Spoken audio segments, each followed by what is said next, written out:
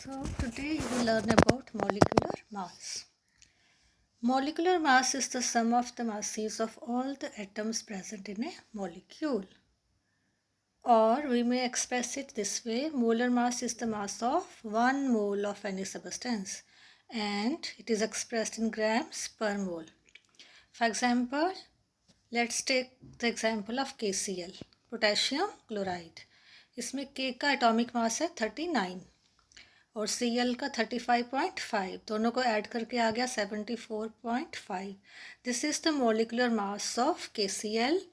और ये molecular mass जो है ये कैलकुलेटेड बोलेंगे इसको, theoretically expressed atomic this molecular mass और कैलकुलेटेड मोलिकुलर मास. लेकिन आपको पता है मॉलिक्यूलर मास हम डिटरमिन कर सकते हैं कॉलिगेटिव प्रॉपर्टी से भी डिटरमिन कर सकते हैं. जैसे relative lowering of vapour pressure है, elevation of boiling point, depression, freezing point, osmotic pressure. इन सभी में से कोई भी अगर एक कॉलिगेटिव प्रॉपर्टी अगर हम ले लें तो उसकी हेल्प से भी हम मॉलिक्यूलर मास को एक्सपेरिमेंटली डिटरमिन कर सकते हैं. So that will be it's observed value. ये वाली होगी कैलकुलेटेड, और जो कॉलिगेटिव प्रॉपर्टी की हेल्प से मालूम करेंगे वो observed value of molecular mass होगी. Colligative property and molecular mass. जैसा कि आपको बताया कि मॉलिक्यूलर मास ऑफ सॉल्यूट जो है वो हम डिटरमिन कर सकते हैं from colligative property.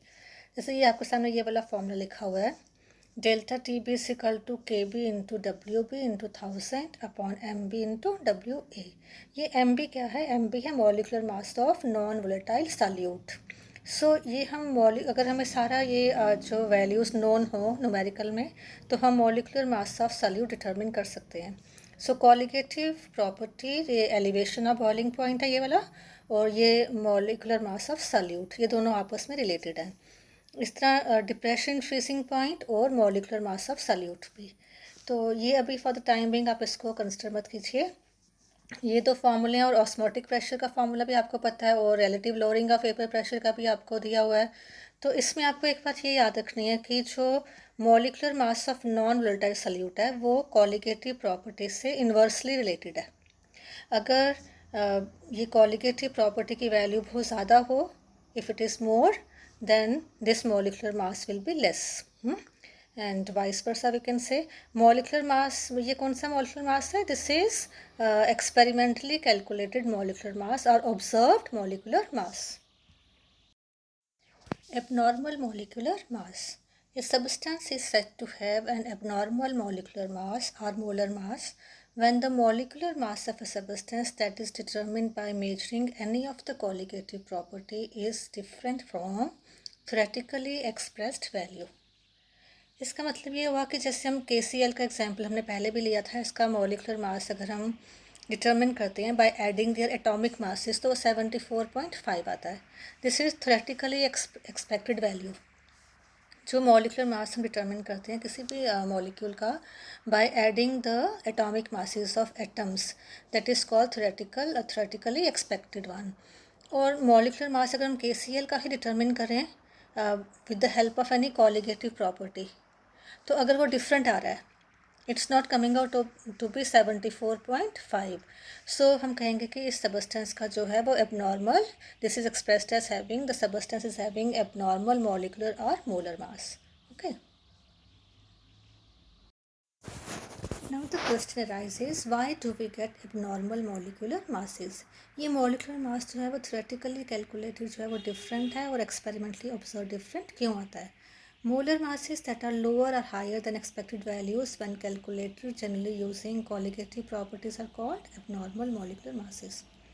Abnormal molecular masses depends upon total number of moles or particles either after dissociation or association of solute molecules in solvent or solution. It means जो abnormal molecular masses जो आते हैं, ये जो result जो है it does not coincide with the theoretically calculated value.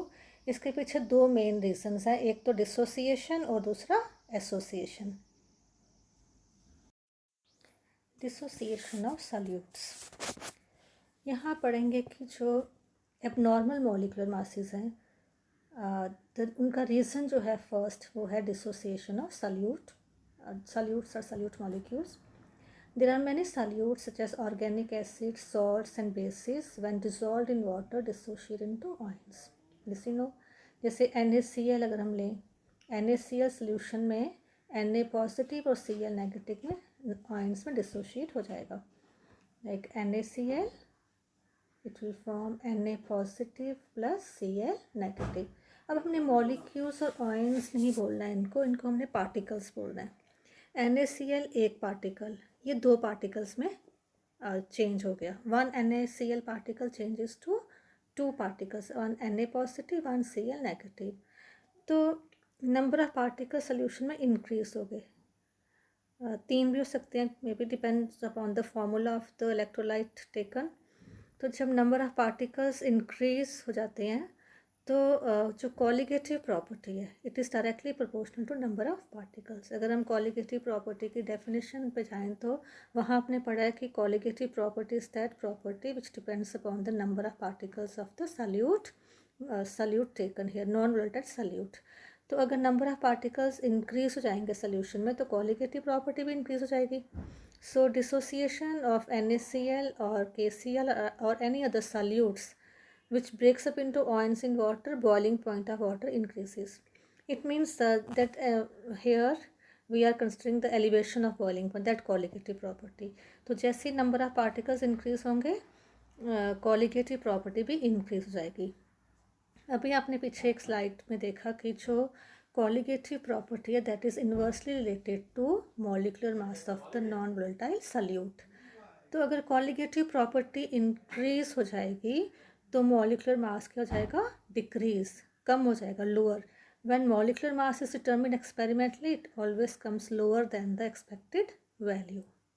Okay, when colligative property shows an increase the molecular mass will show a decrease, it will come lower than the expected value. Association of solute. There are many solutes when dissolved get associated into the solution. तो associate से क्या जाता है कि sometimes two molecules से associate to become one. तो इस तरह से नंबर ऑफ मोल्स जो हैं वो कम हो जाएंगे. Decreases the number of moles of solute in the solution. So here also example is given. Acetic acid is dissolved in benzene. The molecules of acetic acid gets associated, dimerized due to hydrogen bonding and number of particles gets reduced. अगर number of particles कम हो जाएंगे तो colligative property भी कम हो जाएगी, because colligative property जो है वो नंबर ऑफ पार्टिकल्स पर डिपेंड करती है. और जब कॉलिगेटिव प्रॉपर्टी कम हो जाएगी तो कॉलिगेटिव प्रॉपर्टी के कम होने से जो मॉलिक्यूलर मास ऑफ सल्यूट है जो मेजर हम कर रहे हैं एक्सपेरिमेंटली, तो उस पर क्या असर पड़ेगा. जब पार्टिकल्स कम होंगे कॉलिगेटिव प्रॉपर्टी कम होगी और molecular mass will increase. This increases the molar mass of solute, in fact, molar mass of solute than the expected value when determined experimentally. So this increases the molar mass, and so the two values that theoretically calculated and experimentally observed will come out to be different. यहाँ पे दोबारा ये clear किया हुआ dissociation से, जैसे KCl है,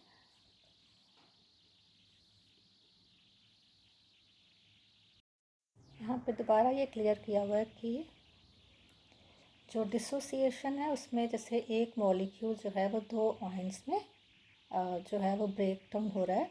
so one particle is breaking down into two particles, so number of particles increases on dissociation. और एसोसिएशन में two molecules they associate to become one. These are two particles and this is one. How this one particle is formed? How does association occur? This is shown very clearly here. Here you can see CH3COOH. This is one molecule and second, and they are closely associated via intermolecular H bonding. So this whole is taken as one particle or dimer. It is called dimer. This is one particle. So two particles they associate to become one particle. Van 't Hoff factor. So Van 't Hoff is the name of a scientist who studied all this association and dissociation of solute molecules and introduced a factor known as Van 't Hoff factor. So how this molecular mass show an increase or decrease when we take into account the colligative properties, so he took into account this association and dissociation of solute particles. These are the various formulae for calculation of I. Van 't Hoff gave this formula, these different formulae for this Van 't Hoff factor I. It is denoted by small I. It is equal to normal molar mass upon abnormal molar mass, or observed colligative property over calculated colligative property. Now, what is normal molecular mass? That is theoretically calculated one. Like for KCl, it is 74.5. This is the normal molecular mass. Okay, and abnormal molar mass is that which has been determined with the help of colligative property. This you have to keep in mind while doing numericals. अब molar mass जो है वो inversely related है colligative property से. तो यहाँ पे ऊपर नॉर्मल और कैलकुलेटेड आएगा यहाँ पे, और यहाँ डिनोमिनेटर में आ जाएगा कैलकुलेटेड कॉलिगेटिव प्रॉपर्टी, और यहाँ ऊपर ऑब्जर्व्ड कॉलिगेटिव प्रॉपर्टी. और इनमें से I is equal to total number of moles of particles after association or dissociation upon total number of moles of particles before association or dissociation. तो इसमें आपने ये जो फॉर्मूले हैं ये आपको हेल्प करेंगे न्यूमेरिकल्स कैलकुलेट करने के लिए. तो अगर जो है for association I is less than 1, association में I इज़ लेस देन 1 आएगी, डिसोसिएशन में ग्रेटर देन 1, और अगर कोई एसोसिएशन डिसोसिएशन नहीं हुआ है तो I is equal to 1. That means if the two values are same. जैसे KCl की बात करते हैं, KCl जो है सोल्यूशन में K पॉजिटिव और Cl नेगेटिव बनाता है. तो एक मॉलिक्यूल किस में कन्वर्ट हो गया, दो मॉलिक्यूल्स में. नंबर ऑफ पार्टिकल्स क्या हो रहे हैं, इंक्रीज. तो डिसोसिएशन में जो डिसोसिएशन की बात कर रहे हैं इसमें हम नंबर ऑफ पार्टिकल्स हो रहे हैं इंक्रीज इसमें. ठीक है. So total number of molecules after dissociation हो गए 2, और बिफोर डिसोसिएशन तो एक ही था तो 2/1. सो I की वैल्यू क्या आएगी, greater than 1 here, greater than 1 in dissociation. So here number of particles increases in dissociation, colligative property also increases, and that molecular mass decreases. So molecular mass will become less than this, 74.5 से कम आएगा जो इसका जो होगा ये abnormal molecular mass जो है abnormal, और जो normal है वो 74.5 और ये कम. तो I की value will be greater than 1, और अगर कोई एसोसिएशन और डिसोसिएशन नहीं हो प्रैक्टिकली तो I is always equal to 1. Modified equations, अगर आपको ये करेक्शन आपको लगानी पड़ेगी van 't Hoff factor I की, relative lowering of vapour pressure में भी, और ये डेल्टा TF जैसे आपको पता है KF M के बराबर होता है, तो इसमें I लगा देंगे आप, I की value van 't Hoff factor. और ये ऑस्मोटिक प्रेशर का जो फार्मूला है उसमें भी I की वैल्यू. और अगर I की वैल्यू 1 होगी that means there is no association और dissociation, then you need not put the value of I here.